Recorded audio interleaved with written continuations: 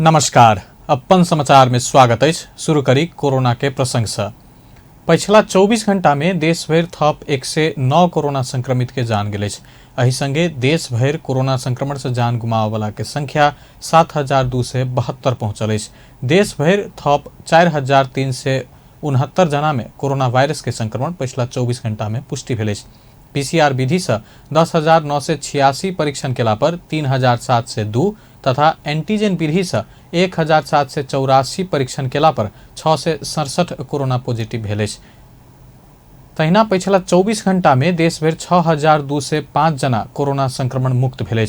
नेपाल में एखन 1,08,897 जना सक्रिय संक्रमित है।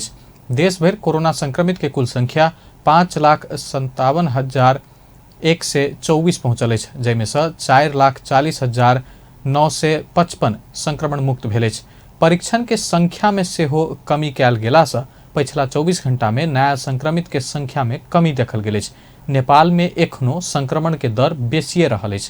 परीक्षण कैल गेल में 34% से बेसी संक्रमण देखल गेल। ऐसा पहले दैनिक 20,000 से बेसी परीक्षण होइताल में रवि दिन ई संख्या घट कर 12,000 से कनिक बेसी रहल। शनि दिन सेहो 14,000 के हाराहारी में कोरोना परीक्षण कैल गेल छल। प्रदेश 2 में पिछला 24 घंटा में 2 से 41 कोरोना संक्रमित थप आयल।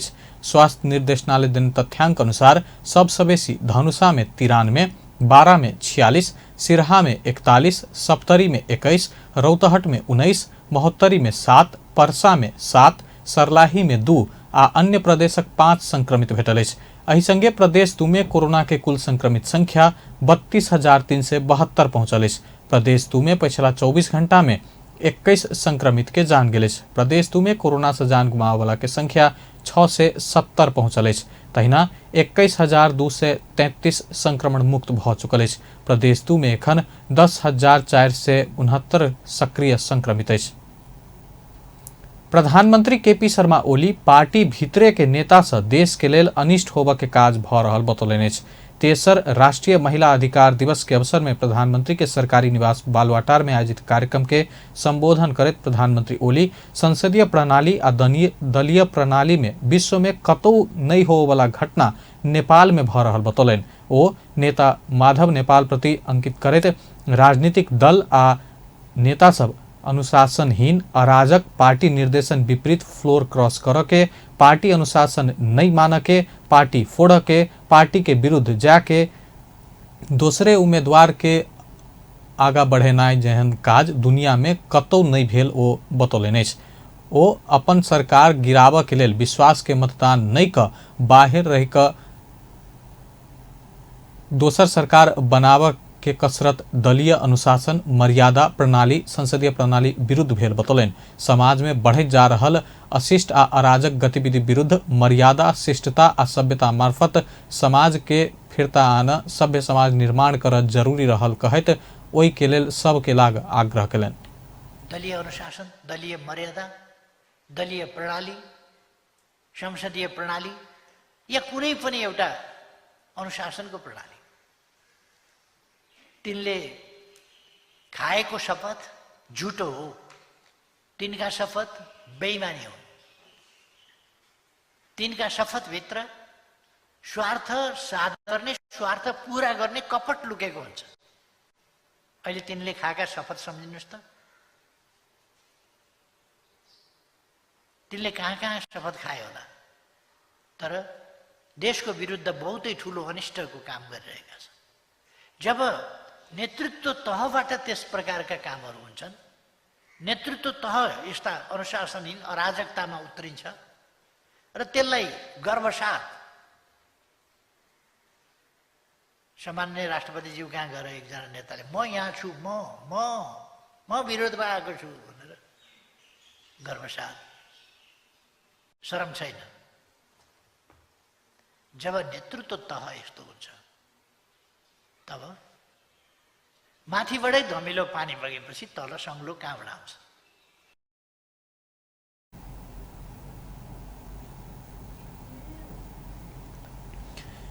विभिन्न चरण के आंदोलन आ राजनीतिक योगदान के कारण संवैधानिक आ कानूनी हिसाब से राज्य के सब अंग में महिला के 33% सुनिश्चितता के उपलब्धि प्राप्त भेलो पर बहुतों के ई उपलब्धि नीक नहीं लागल। प्रधानमंत्री टिप्पणी कयलनि। विगत में महिला अधिकार के लेल भेल आंदोलन में योगमाया, कमला देवी सिंह, सहाना प्रधान लगायत नेत्री सबके भूमिका आ बलिदानी के चर्चा करैत ओ सबके नेपाली समाज आ राजनीतिक सामाजिक परिवर्तन के संगे चेतना वृद्धि में सहयोग पहुँचाउने बतौलनि। अथवा अरू प्रकारका कुटपिटका कुराहरू, अपमानका कुराहरू, बेइज्जतीका कुराहरू, त्यस्ता कुराहरू अथवा अरू कुप्रथा कुचलनका कुराहरू यस्ता। प्रधानमंत्री ओली महिला हिंसा न्यूनीकरण के लेल महिला स्वयं से हो सचेत आ गंभीर भेनाई आवश्यक रहल बतौलनि। ओ पुरुष सबके सहयोगी भूमिका निर्वाह कर से हो आग्रह करैत महिला योगदान सफल बनाब कठिन हेबाक बतौलनि।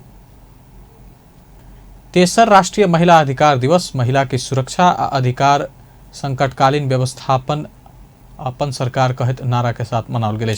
सरकार दिवस के अवसर पर प्रधानमंत्री के निजी निवास बालुवाटार में कार्यक्रम केने छल। तेसर राष्ट्रीय महिला अधिकार दिवस के अवसर में राष्ट्रपति विद्या भण्डारी से हो शुभकामना संदेश देने छली। 2063 साल जेठ 16 गते के दिन तत्कालीन पुनर्स्थापित प्रतिनिधि सभा से महिला के अधिकार संबंधी 4टा विशेष प्रस्ताव पारित कयल गेल छल। नेपाली महिला के अधिकार के लेल नीतिगत आ कानूनी रूप में सुनिश्चित कयल गेल आधार संसद से निर्माण कयल गेल। वही दिन के स्मरण स्वरूप जेठ 16 गते के राष्ट्रीय महिला अधिकार दिवस के रूप में मनाब के शुरू कयल गेल। कार्यक्रम में राष्ट्रीय महिला आयोग के अध्यक्ष कमला पाराजुली देश में लैंगिक हिंसा विकराल स्थिति में पहुंचल कहत सामाजिक रोग के रूप में बढ़ि रहल आ फैल रहल बतौलनि। ओ हिंसा नियंत्रण के लेल राज्य से अवलंबन कयल गेल कानूनी व्यवस्थाएं सब असमर्थ रहल दावी केलनि। कार्यक्रम में 7 प्रदेश से एक जना उत्कृष्ट महिला उद्योगी के राष्ट्रपति महिला उद्यमी समुन्नति पुरस्कार के लेल नाम घोषणा कयल गेल छल। पुरस्कृत महिला उद्योगी सबके महिला मंत्रालय अवस्था अनुकूल भेला बाद विशेष कार्यक्रम करैत 1 लाख नगद सहित कदर प्रदान कयल जायत जानकारी देलक अछि। कोरोना महामारी संगे कयल गेल निषेधाज्ञा के कारण समस्या में पड़ल सर्वसाधारण के सहयोग करबाक लेल विभिन्न संघ संस्था सब आगे आयल अछि। एहि क्रम में जनकपुर धाम स्थित जितुआ शॉप ऑनलाइन शॉपिंग सेंटर से हो सर्वसाधारण के सहयोग हेतु कोविड फ्री ऑफर शुरू केलक अछि। विशेष क निषेधाज्ञा के कारण घर से बाहर निकल नहीं सकल महिला सबके सहयोगक लेल निःशुल्क सैनिटरी पैड उपलब्ध कराब शुरू कयल गेल अछि। ई देख लिए कि ई जे कोविड আছে कोविड आवे वाला ई जे कोविड आयल छै एहि के वजह से हम सब देखली कुछ दीदी बहनी सब के महिला सब के महीनावारी के लागी उनका लागी हम बहुत दिक्कत भ रहल छै। दिक्कत कथी मतलब एहन टाइम में कुछ आदमी जे सैनिटरी पैड यूज करै छै उ सब त अभी बाहर नहीं निकल सकै छै कियाकि सरकार लॉकडाउन केने छै। तै के लागी हम सब अथी केलिए एहि चीज के अभी जेने जेने मॉडिफाइड भ रहल डिजिटलाइज के लिए ताकि आदमी सब जे अभी तो हर आदमी के हाथ में मोबाइल हेते तो उ आदमी सब जे बाहर नहीं निकल सके है उ सब कम से कम मोबाइल से अपन फेसबुक से हो या वेबसाइट से गूगल से चला के चितवा सब के से लाभ उठा सके कह के हम सब परेशानी हटावे लागी कोविड फ्री ऑफर कह के मई 15 के दिन से हम सब स्टार्ट कर चितवाशॉप.com के वेबसाइट में कोविड फ्री ऑफर में रजिस्टर क सैनिटरी पैड मांग केला पर निःशुल्क रूप में घरे में पहुंचा देबाक ऑनलाइन शॉपिंग सेंटर के संचालक मोहम्मद इब्राहिम राय जानकारी देलनि। अपना सब जनकपुर धाम आकर आसपास के स्थान में सैनिटरी पैड उपलब्ध करबैत आयल से हो राय जानकारी देलनि। प्रतिनिधि सभा विघटन विरुद्ध के पड़ल रीट ऊपर के सुनवाई मंगल दिन धरि के लेल स्थगित कयल गेल अछि। मंगल दिन बैसा जकाँ आइ के इजलास खत्म भेल अछि। रवि दिन संवैधानिक इजलास में न्यायाधीश बम कुमार श्रेष्ठ रखने विषय में बहस भेल छल। अधिवक्ता गोविंद बंदी नेकपा विभाजन के फैसला के न्यायाधीश संवैधानिक इजलास में बसन नहीं है जिक्र केला बाद एहि के विषय में बहस भेल छल। रीट निवेदक सबके तरफ से बहस भेला बाद महान्यायाधिवक्ता रमेश बडाल आ 2 जना सह न्यायाधिवक्ता बहस केने छल। बहस के क्रम में प्रधान न्यायाधीश चोलेन्द्र शमशेर जबरा न्यायाधीश चुना के अधिकार वकील सब संग नहीं भेल जवाब देने छला। संवैधानिक इजलास में रवि दिन अधिवक्ता मिथिलेश कुमार सिंह न्यायाधीश श्रेष्ठ के विषय में प्रश्न उठाउने छला। वरिष्ठ अधिवक्ता बद्री बहादुर कार्की इजलास में प्रश्न उठ चुकल न्यायाधीश श्रेष्ठ संवैधानिक इजलास में नहीं रहला पर नीक हाथ तर्क केलन। तहिना वरिष्ठ अधिवक्ता शंभू थापा न्यायाधीश श्रेष्ठ एहि इजलास में बैसता कि नहीं कहवला बात विवेक के प्रश्न भेल बतौलन। प्रतिनिधि सभा विघटन विरुद्ध सुनवाई के लेल प्रधान न्यायाधीश जबरा, दीपक कार्की, आनंद मोहन भट्टराय, तेज बहादुर केसी आ बम कुमार श्रेष्ठ सदस्य रहल इजलास गठन केने छला। विपक्षी गठबंधन के 5 राजनीतिक दल सब देश आ जनता के दीर्घकालीन असर पड़े वाला किसिम के काज कार्यवाही नहीं कर सरकार के चेतावनी देलक अछि।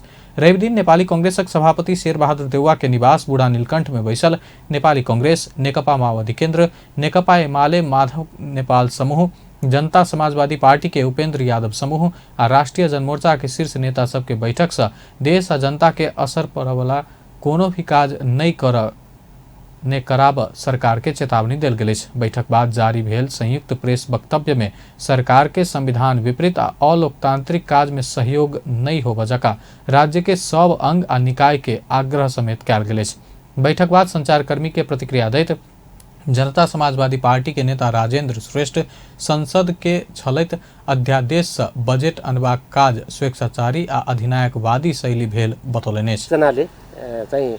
अहिले अदालतमा हामीले दिएका छौं र सम्मानित अदालतले विगतमा पनि यस बारेमा सही निर्णय दिएर अगाडि चाहिँ आएको हो र संसद पुनर्स्थापना भएको थियो र अहिले पनि यो विगतकै नजिरको आधारमा जुन सम्माननीय प्रधान न्यायाधीशको नेतृत्वमा 5 सदस्यीय समितिबाट त्यति बेला हैन इजलासबाट जे निर्णय भएको थियो त्यसैलाई नजिरमाथि टेकेर हेर्दा पनि यो चाहिँ अहिले अवैध र असंवैधानिक भएको हुँदाखेरि यो पुनर्स्थापना हुन्छ भन्ने कुरामा र सम्मानित सर्वोच्च अदालतले न्याय दिन्छ भन्ने कुरामा हामी विश्वस्त छौं भन्ने एउटा कुरा हो। र त्यसपछि जुन ढंगले अध्यादेशको शासन हैन विधेयक अधिवेशनमा विधेयक नल्याउने, संसद भङ्ग गर्दै अध्यादेशको शासन ल्याउने जुन काम भइरहेछ यो भनेको चाहिँ स्वेच्छाचारिता र अधिनायकवादी शैली हो हैन। यो चाहिँ तपाईको तानाशाहहरूले मात्रै गर्ने गर्छ। यस्तो किसिमको चाहिँ संसद छलेर जुन बजेट ल्याउने काम भएको छ यो पनि गलत छ भन्ने कुरामा पनि हामी एकमत हौं। गठबंधन सर्वोच्च अदालत से न्याय पेवा में विश्वास व्यक्त कयलक अछि। जसपा के नेता श्रेष्ठ संसद विघटन अवैध आ असंवैधानिक भेला के कारण पुनर्स्थापना हेबा बाद में 5 दल विश्वस्त रहल बतौलनि।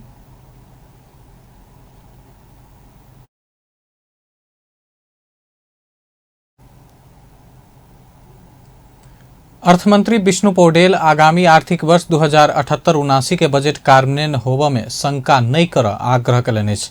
आगामी आर्थिक वर्ष 78-79 के लेल सरकार अन्य अनुमानित आय व्यय बजट के संबंध में रवि दिन मंत्रालय में कयल गेल पत्रकार सम्मेलन में मंत्री पौडेल अर्थतंत्र के पुराने लय में फिरता कर विषय में बजट केंद्रित भेल बतौलनि। ओ काल्हि से बजट कार्यान्वयन के विषय में छलफल आगा बढ़ेबाक आ कार्यान्वयन के अभियान के तीव्रता द आगा बढ़बाक बतौलनि। वो सरकार चुनाव के लेल आवश्यक बजट विनियोजन केने आ स्वतंत्र निष्पक्ष ढंग से निर्वाचन संपन्न कर संपूर्ण सामर्थ्य परिचालन कयल जात बतौलनि। सरकार महामारी नहीं बिसरल आ मुख्य चुनौती के रूप में स्वीकार क वही अनुसार राजस्व के नीति आ कार्यक्रम के साथ में बजट आयल बतौलनि। खोपको प्रबन्धको सन्दर्भमा साथीहरूले जुन प्रकारको सुझाव राख्नुभएको छ, जिज्ञासा राख्नुभएको छ, म धन्यवाद भन्न चाहन्छु। 44 दिन बाँकी छ यही आर्थिक वर्षभित्र अथवा कहिलेसम्म। अहिले यति बेला अर्थमन्त्रीका हैसियतमा म यहाँहरूसँग प्रस्तुत भइरहँदाखेरि मैले खोप यति दिनभित्र भनेर सायद दिनै तोक्नु त्यति उचित नहोला। तर म यहाँलाई भन्न चाहन्छु यहाँहरूले सरकारले गिभन सिचुएसनमा आफ्नो प्रभावकारी पहलकदमीका साथमा नेपाली जनतालाई समयमै खोप उपलब्ध गरायो।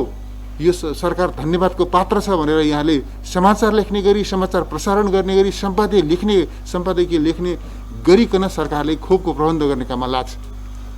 खोप यति बेला हाम्रा निम्ति सर्वाधिक महत्त्वपूर्ण सरकारको कार्यसूची हो भन्ने कुरा सरकारलाई राम्रोसँग याद छ।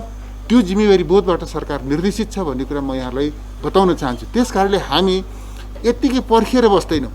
यत्तिकै तमासा हेरेर बस्दैनौँ, चुनौतीको सामना गर्छौँ, कोभिडलाई नियन्त्रण गर्छौँ, आम नागरिकलाई खोपको प्रबन्ध गर्छौँ र हाम्रो अर्थतन्त्रलाई चलायमान तुल्याउँछौँ, गतिशील तुल्याउँछौँ र यो राष्ट्रको लक्ष्य हासिल गर्छौँ। त्यस कारणले राष्ट्रको लक्ष्य मात्रै निर्धारण गरेका छैनौँ, त्यो लक्ष्य हामीले कसरी प्राप्त गर्छौँ भन्ने बारेमा क्याटेगोरिकली हाम्रा स्टेपहरू 1, 2, 3 गरेर हामीले चाहिँ बजेटमा त्यो प्रबन्ध गरेका छौँ। त्यस हिसाबले बजेट आएको छ। त्यस कारणले कोभिड बिर्सिएको होइन, कोभिड मुख्य चुनौतीहरू, यसलाई सामना गर्नुपर्छ, सामना गर्न सकिन्छ, सक्नुपर्छ भन्ने त्यो अठोटको साथमा बजेट आएको छ। बजेटको मूल ओरिएन्टेसन नै त्यतातर्फ छ भन्ने कुरा मैले यहाँसँग थप समय लिएर बताइरहनुपर्छ भन्ने मलाई लाग्दैन। ओ दक्षिण एशिया में खोप प्रयोग करय वाला दोसर देश भेल जका प्रत्येक नागरिक के खोप दिएबाक संदर्भ में सेहो तुलनात्मक रूप में नेपाल अग्रपंक्ति में रहत विश्वास व्यक्त कयलनि। खोप लगौला बाद अर्थतंत्र चलायमान हैत आ पुराने लय में फिरता अयबाक विश्वास के साथ राजस्व के लक्ष्य निर्धारण कयल गेल स्पष्ट कयलनि। वो सरकार मतदाता प्रभावित पार नहीं भ क अभिभारा पूरा करत बजेट अन्य बतौलनि।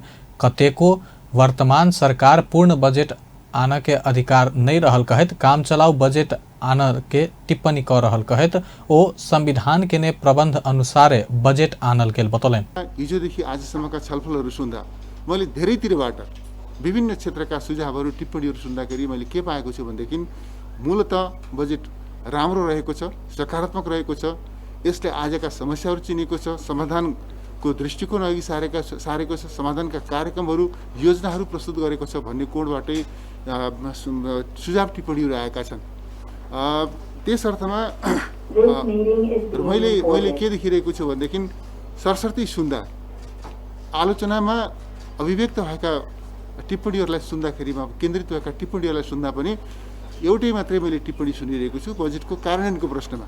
बजेटको कार्यान्वयन हुन सक्छ, बजेट राम्रो छ तर कार्यान्वयन हुन सक्छ भन्ने कोणबाट पनि टिप्पणीहरू आएका छन्। म भन्न चाहन्छु यो बजेट हामीले कार्यान्वयन गरेर देखाउँछौँ। कार्यान्वयन गर्ने योजनाका साथमा, कार्यान्वयन गर्ने प्रतिबद्धताका साथमा, त्यो सङ्कल्पको साथमा यो बजेट आएको छ। म यहाँहरू मार्फत सबै देशवासीहरूलाई आश्वस्त तुल्याउन चाहन्छु, यो बजेट केवल सुनाउनका निम्ति होइन, कार्यान्वयन गर्नका निम्ति, बजेटमा निर्धारण गरिएका लक्ष्यहरू हासिल गर्नका निम्ति प्रस्तुत गरिएको हो भन्ने कुरामा म यहाँहरू मार्फत सबै देशवासीहरूलाई विश्वास दिलाउन चाहन्छु।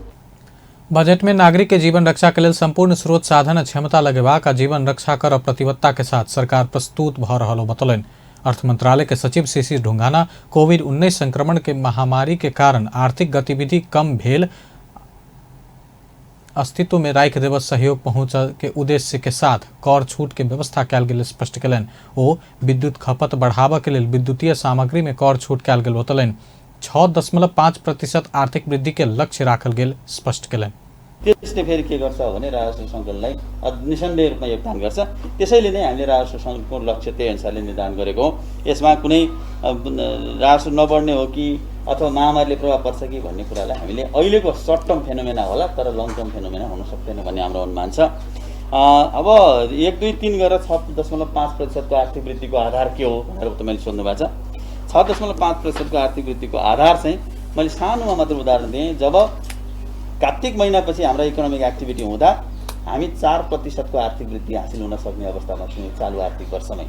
यसले के देखाउँछ भने हाम्रो इकोनोमी चाँडै रिभाइभल हुन्छ भन्ने कुराको आधार त्यो आधार छ। दोस्रो, हामीले के गर्यौँ, चालु आर्थिक वर्षको बजेट मार्फत नै राहत र पुनरुत्थानका कार्यक्रमहरू यति सञ्चालन गऱ्यौँ, आर्थिक पुनरुत्थानका कार्यक्रमहरू सञ्चालन गर्ने घोषणा गरेका छौँ। त्यो पुनरुत्थानको कार्यक्रमले के गर्छ भने उत्पादन बढाउन सक्छ, त्यो कार्यक्रमले के गर्न सक्छ भने रोजगारी सृजना गर्छ, इकोनोमिक एक्टिभिटीलाई बुस्टअप गर्न सक्छ। त्यसैको आधारमा नै हामीले के गर्यौँ भने 6.5% आर्थिक वृद्धि गर्ने हाम्रो लक्ष्य राख्यौँ। तेस्रो कुरा, हाम्रो इकोनोमीको चाहिँ अहिले पछिल्लोचोटि तपाईँले हेर्नुभयो भने खोल्ने बित्तिकै के हुन्छ भने एग्रिगेट डिमान्डहरू बढेर आउँछ। त्यो डिमान्डले चाहिँ के गर्दै जान्छ भने इकोनोमीलाई झन् साइक्लिक बनाउँदै जान्छ। त्यसबाट पनि हामीले के गर्न सक्छौँ भने ग्रोथहरू प्राप्त गर्न सक्छौँ। त्यसैले नै हामीले जानी बुझी राष्ट्र ब्याङ्कले गरेको अध्ययन समेतका आधारमा हामीले के गरेका हौँ भने 6.5% आर्थिक वृद्धिको लक्ष्य राख्यौँ। त्यसले मलाई म के कुरामा कन्फिडेन्स छु भने हामी सहजै रूपमा यो अवस्था चाहिँ 6.5% चाहिँ आर्थिक वृद्धि हासिल गर्न सक्छौँ। किन भन्दा हाम्रो पछाडिको कमिटमेन्टको ब्याकिङ लजिक गरीबी निवारण कोष के खारेजी नियम संगत भेल स्पष्ट कयलनि। कर के दर से परिवर्तन का संविधान नहीं छेकने कहत कानून भीतरे रही कर के दर सब परिवार्जन कयल गेल बतौलनि। नेपाल उद्योग वाणिज्य महासंघ के वरिष्ठ उपाध्यक्ष चंद्र ढकाल आर्थिक वर्ष 2078-79 के बजट निजी क्षेत्र के अधिकांश सुझाव के समेटने बतौलनि अछि। उपाध्यक्ष ढकाल बजट निजी क्षेत्र के सुझाव के समेटने कहत कार्यान्वयन होब सकबाक ई बजट के निजी क्षेत्र सकारात्मक रूप से लेत बतौलनि। पिछला वर्ष में किछ कमी कमजोरी सब देखल गेल कहत बजट में उल्लेख कयल गेल बात सब के मौद्रिक नीति में सेहो समावेश क कार्यान्वयन कर सकबाक बतौलनि। छोट तथा मझौला उद्योग पर्यटन क्षेत्र से हो बजट सकारात्मक रहल हुन कहल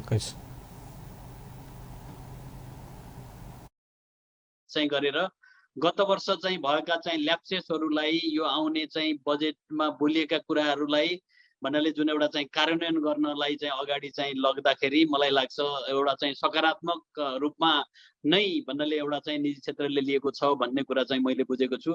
यसमा खास गरेर साना तथा मझौला उद्योगहरू भनौँ, पर्यटनको चाहिँ कुराहरू भनौँ, जस्तो एक्सपोर्टको लागि जुन एक्सपोर्ट को भन्नाले चाहिँ यसलाई चाहिँ प्रायोरिटी चाहिँ दिने जुन आयात सब्स्टिट्युसनको चाहिँ कुराहरू चाहिँ भनौँ, यो चिजहरू यो बजेटको चाहिँ एउटा चाहिँ सकारात्मक चाहिँ पक्ष हो। डेफिनेटली यसको सँगसँगै हामीले चाहिँ हेर्नुपर्ने चाहिँ कुराहरू चाहिँ के छ भने बजेटमा आइसकेको कुराहरूलाई चाहिँ जस्तो कार्यान्वयनको चाहिँ पक्ष चाहिँ पनि हेर्नुपर्ने चाहिँ भन्नाले चाहिँ हुन्छ। त्यसले गर्दा मलाई लाग्छ यो बजेटमा आएको चाहिँ कुराहरू टाइमली चाहिँ कार्यान्वयन चाहिँ हुन चाहिँ सक्यो भने डेफिनेटली यो चाहिँ सकारात्मक छ भन्ने कुरा चाहिँ मैले राख्न चाहिँ चाहन्छु।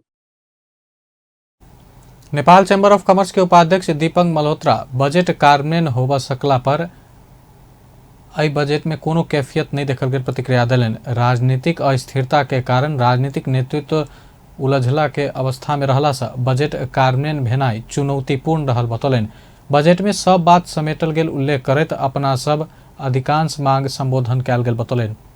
पोलिसी ल्याउनु भयो भ्याट फिर्ता नदिने भनेर, भ्याट फिर्ता नदिँदाखेरि मोबाइल मात्र होइन अन्य वस्तुमा पनि भ्याट फिर्ता नदिने भनेर भनिसक्दाखेरि हामीले मोबाइलमा मात्र भ्याट फिर्ता दिनु भनेर त्यो भन्न उचित देखेन हामीले र हामीलाई त्यति बेला अर्थ मन्त्रालयमा बोलाएर हामीसँग कुरा गरियो र यसपालिदेखि चाहिँ नि तपाईँहरूले पाउने भ्याट फिर्ता चाहिँ पाउनुहुन्न। तर चाहिँ अब मैले भन्नु खोजेको कुरा अहिले भन्नु खोज्नु के भने एमडिएमएसको कुरा जुन हिजो आयो नि त्यो वास्तवमा हामीलाई हरेक वर्ष त्यो एउटा चक्लेट खुवाउँदै आएको कुरा हो। सिधै कुरा भन्नुपर्दाखेरि हरेक वर्ष यस विषयमा कुरा उठेको हुन्छ तर लागू कहिले पनि भएको छैन। यो हामीले नै एउटा आजभन्दा करिब 5 वर्ष अगाडि एमडिएमएस लागू गरिदिनु पर्यो भनेर हामीले नै उठाएको कुरा हो। त्यति बेला भ्याट फिर्ता नदिने भन्ने कुरा भइसकेपछि एमडिएमएस लागू भएको खण्डमा भ्याट फिर्ता दिनु पर्दैन भन्ने कुरा हामीले उठाएको 5 वर्ष अगाडि कुरा हो। स्वतंत्र ऊर्जा उत्पादक संघ के अध्यक्ष कृष्ण आचार्य जल विद्युत के लेल बजट में कोनो आकर्षक योजना नहीं आयल बतौलनि। विद्युत खपत केना बढ़ेबाक विषय से बेसी विद्युत आब नहीं चाहत कहिकऽ सरकार सोच रखने बतौलनि। अपना सबक मांग अनुसार वैट फिरता के बाद संबोधन नहीं भेल बतौलनि। सर्वे लाइसेंस नवीकरण करऽ के लेल महसूल छूट देने या समस्यागत आयोजना संबोधन करऽ के बाद बजट में नहीं समेटल गेल बतौलनि। आर्थिक वर्ष 78-79 के बजट विद्युत व्यापार में विद्युत प्राधिकरण के एकाधिकार के तोड़कर निजी क्षेत्र के सेहो रास्ता खुला करना के सकारात्मक रूप में लेने बतौलनि। महसुल 0.75 सम्म चाहिँ छुट दिने भनेर ऊर्जा मन्त्रालयको मन्त्री स्तरीय निर्णय भएर अर्थ मन्त्रालयमा पठाइएको थियो। त्यसलाई कुनै सम्बोधन गरिएन र तेस्रो चाहिँ मैले खास गरी यो सम्बोधन नभएका कुराहरूतिर मात्र जान खोजेँ। पहिला तेस्रो चाहिँ के थियो भने हाम्रा केही आयोजनाहरू एकदमै चाहिँ समस्याग्रस्त भएका थिए र ती समस्याग्रस्त आयोजनालाई चाहिँ तिनको समाधान आर्थिक रूपले नै चाहिँ हेरिदिनु पर्ने, अर्थ मन्त्रालयले नै त्यसलाई सम्बोधन गरिदिनु पर्ने कुराहरू थिए र त्यसको बारेमा पनि पटक धेरै ठाउँमा धेरै पटक मन्त्रीजीलाई चाहिँ ऊर्जा मन्त्रीजीलाई, उद्योग मन्त्रीजीलाई, अर्थ मन्त्रीजीलाई, मन्त्रालयका चाहिँ अरू सचिव लगायत सिनियर चाहिँ कर्मचारीहरूमा हामीले कुराकानी गऱ्यौँ र सबैले चाहिँ तपाईँहरू यो मर्का परेको यसलाई हामी सम्बोधन गर्छौँ, अब आउने उसमा चाहिँ बजेटमा सम्बोधन होला भन्ने किसिमको आश्वासन दिनुभएको थियो। तर कस्तो देखियो भने त्यो चाहिँ सम्बोधन भएनन्। यी तीनटा चाहिँ मेजर कुराहरू सम्बोधन भएनन्। घरेलू तथा साना उद्योग महासंघ के अध्यक्ष उमेश सिंह पिछले वर्ष के बजट के निरंतरता देल गेल बतौलनि। ओ कोविड अवधि भर के कर छूट आ बैंक के ब्याज छूट होबा के मांग राखल गेलो पर संबोधन नहीं भेल बतौलनि। कतेको बात सब समावेश भेलो पर कार्यान्वयन प्रक्रिया जटिल रहला के कारण लाभान्वित हेब सकबाक आशंका रहल बतौलनि। प्रधानमन्त्री कार्यालय लगायतका ठाउँमा आफ्नो यी कुराहरू सुझावको रूपमा पेश गरेका थिए। पेश गरेका कुराहरूलाई धेरैलाई सम्बोधन गरिएको छ, देखिएको छ। तर मतलब अझ हुनुपर्ने छ भन्ने कुरा हाम्रो मतलब सोचाइ हो। किनभने देशमा हामी लघु घरेलु साना उद्योगीहरू नै सबैभन्दा पीडित छौँ। ठुला उद्योगहरूको हकमा अघिल्लो वर्ष पनि जुन सहुलियतहरू छुटहरू दिइयो, ठुला उद्योगहरूले ठुला घरानाहरूले मतलब यसका फाइदा उठाउन सक्यो। हामी साना लघु घरेलु साना उद्योगहरूले हामीलाई त्यो पेपरको यति झन्झटिलो प्रक्रियाको कारणले हामीले यसबाट बेनिफिट उठाउन सकेनौँ। हामी पीडितका पीडितै रहौँ, मारमा परेका परै रहौँ। यसपालि पनि त्यस्तै यदि भयो भने यो बजेटको कुनै अर्थ छैन। अपना सब द्वारा उठायल गेल महिला कर्जा के बात बजेट नहीं समेटने बतौलन। समग्र में साना तथा घरेलू उद्योगी व्यवसाय के लिए बजेट संतोषजनक रहल कार्यवाहक अध्यक्ष सिंह बतौलन। बेचता अपन समाचार एखन लायत बा पल पल खबर तेज नजर देखते रही अपन टेलीविजन। नमस्कार।